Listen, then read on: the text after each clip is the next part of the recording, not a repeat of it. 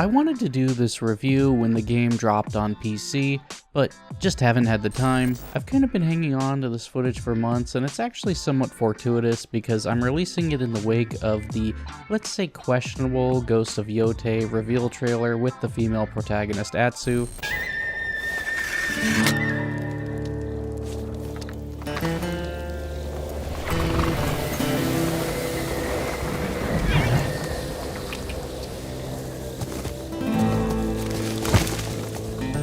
Now, I don't have a problem with female protagonists in principle, and because of how good Ghost of Tsushima is, which we'll get into shortly, I'm still willing to give the Ghost of Yotei a chance. However, this change is particularly concerning because modern games, and Sony as a company in particular, have a history of replacing strong male characters with girl bosses and more diverse characters, as well as just emasculating the men. This concern is compounded when you look into the actress for 5 seconds and realize she is highly progressive, and these companies definitely have to cater to their extremely vocal leftists. She is one of those rabid leftists that believe the police should be abolished. She's highly into gender ideology and believes that America is racist fundamentally, all while being a highly successful minority on her own, of course. To me, it's alarming when companies even hire people like her. Again, this is because they extort the companies into getting what they want. Despite all of this, however, Ghost of Tsushima was so good that I'm willing to give the sequel a chance when it releases,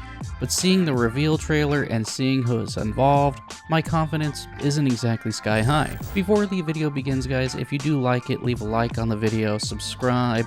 Doing all that just helps the channel grow a ton. Also, consider checking out my locals if you do wish to support me further in the future. Comment down below letting me know what you think, as well as letting me know what other types of videos that you do want to see from me. Now let's go ahead and jump right into the video. When Ghost of Tsushima released on PlayStation, I never really gave it a chance. The first hour and a half is effectively a cutscene broken up by the occasional button press or holding a thumbstick to run forward for a moment. While I always figured the game was good, I just never got around to exploring it further. All of my friends talked about how amazing it was, but again, I just didn't get around to it. I didn't have anything against the game.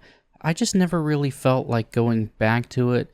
That is until that I saw it was coming out on PC. Once I saw that, I figured that would be a good chance to fully play the game from my primary setup where I'm most comfortable at, right here. I have to say, I'm a little upset at myself for waiting this long.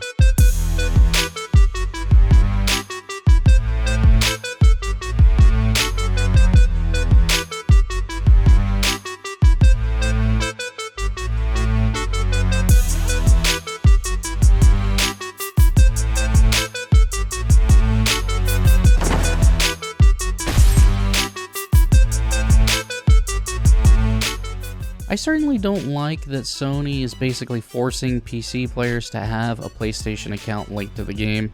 I have a PS5 and a PlayStation account, and the trophies do actually link from my PC play, but I don't think that PC players should be forced into making an account. There's a reason they play on PC after all. Now, Ghost of Tsushima is an extremely difficult game to review, mostly due to the sheer amount of stuff that there is in the game. I came in with virtually no expectations and barely any knowledge other than what I mentioned in the intro. I certainly did not expect this game to be one of the best open world games that I've played. It's certainly not without faults, but those are few and far between and overshadowed by everything that this game does so well. The atmosphere is striking. The art style combined with the graphical fidelity are truly spectacular. The graphics and facial animations on their own are good but not amazing. However, with the combination of the art style, everything really shines together. The minimalistic UI only helps assist the atmosphere because you don't have a ton of nonsense in the way. The game is truly breathtaking and makes an effort to make sure that you just soak it all in.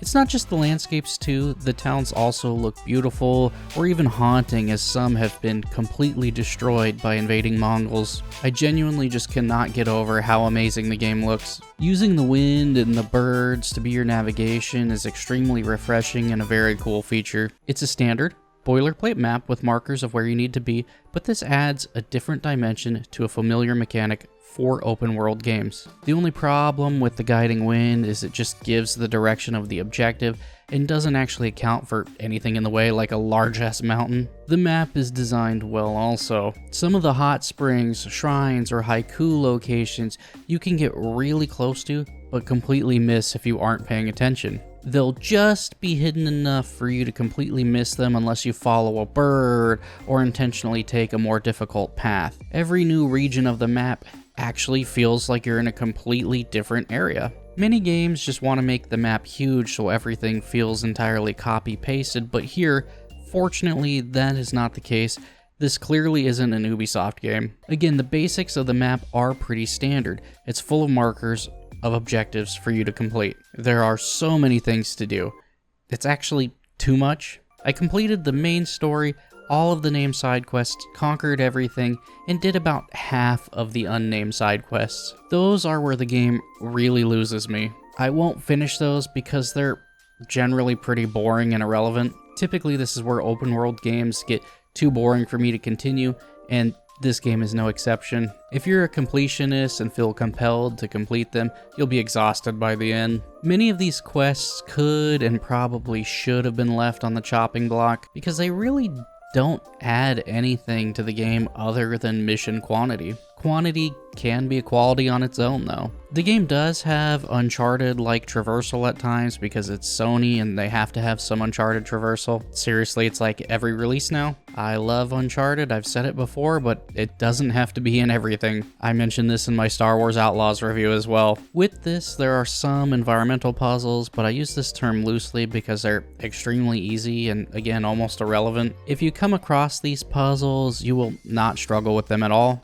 It's typically just find the path to climb that's slightly less obvious than normal. The hardest part is often just finding the starting point because you might be on the wrong side of a freaking mountain. There are a few missions that don't use map markers, which is nice, typically having you follow like flowers or smoke. There's not many of them, but it's a nice change of pace to actually have to use your eyes and scan the environment instead of traveling to a set point. Again, they really do try to get you to actually explore the world. The story is definitely the strongest aspect of this game after the atmosphere. The game takes its world and the events within it very seriously, and it is very mature and a grounded adventure. My only main gripe with the story is that it can be a little generic and leans into tropes a little too often. Stories based largely around the samurai code and honor. However, no matter how dishonorable or honorable you are, it doesn't change the actual outcome of the story at all. There's no agency or branching storylines, so you can play how you want to. It would definitely feel nicer if how you played had an effect on the story. The main side quests for your name allies are really good and generally have their own mini story arc of 8 or 9 quests that you'll split up throughout your gameplay.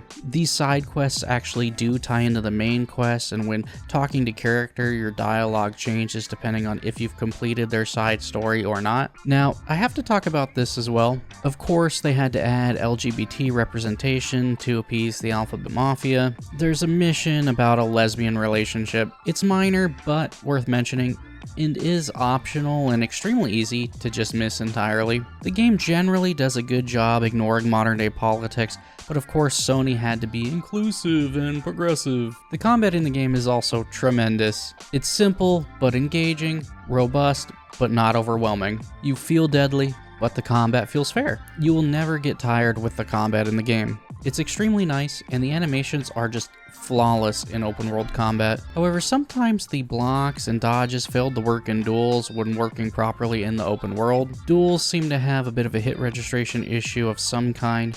Again, a very minor complaint. The combat camera is not great, especially in tight spaces. Sometimes if you have a wall or an object near you, you just can't see because it will be blocking your entire screen. I would have times where I noticed I was getting near a wall and would dodge back out into a more open area so I could actually see who I was fighting. The stances only seem to affect how much damage you do to different enemy types, but they don't really seem to affect how you actually play. Jin does actually have a different stance and the combat is different visually, but again, it doesn't change much other than how much damage you do to that enemy type. There's 4 different main classes of enemies. You have the swordsman, the shieldsman, the spearman, and the brutes. This makes it seem like there's not a lot of variety, but there's much more.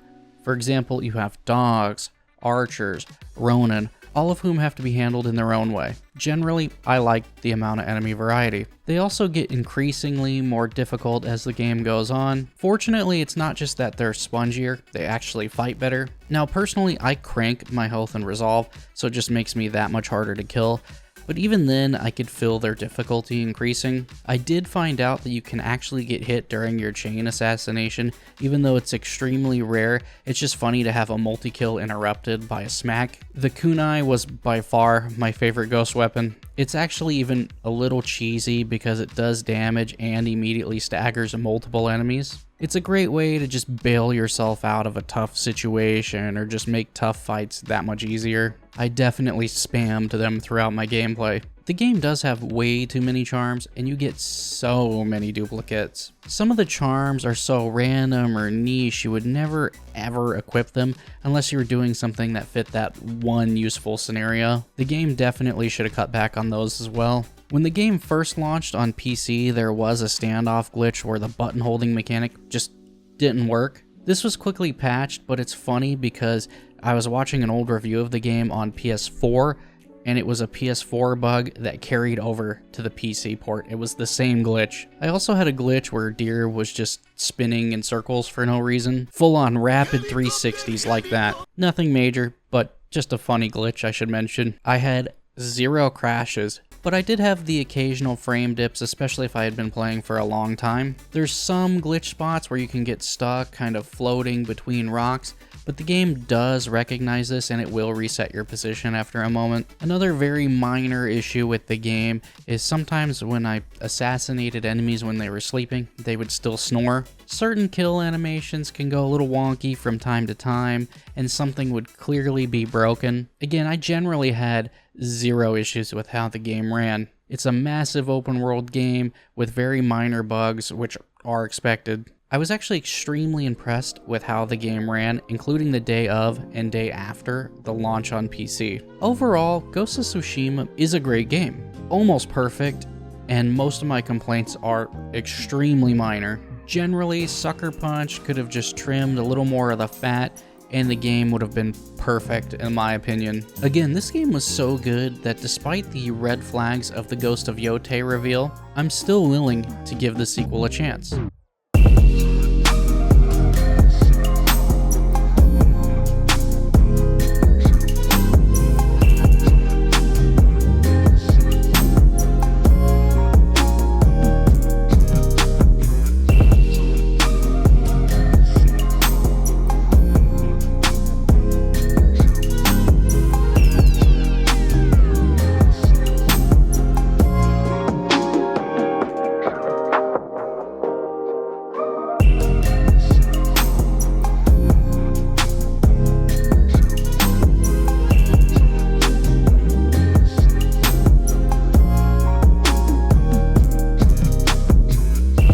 Anyways guys, if you enjoyed the video, again, leave a like, subscribe, turn on post notifications. That stuff really does help the channel grow a ton. We are trying to push the channel to get monetized, so every little bit of support helps. Check out my locals if you wish to support me more in the future. Every little bit of support, it really does help out. Comment down below letting me know what other types of videos that you do want to see from me in the future as well. But as always guys, this has been your boy Drinker, and I'm out of here. Peace.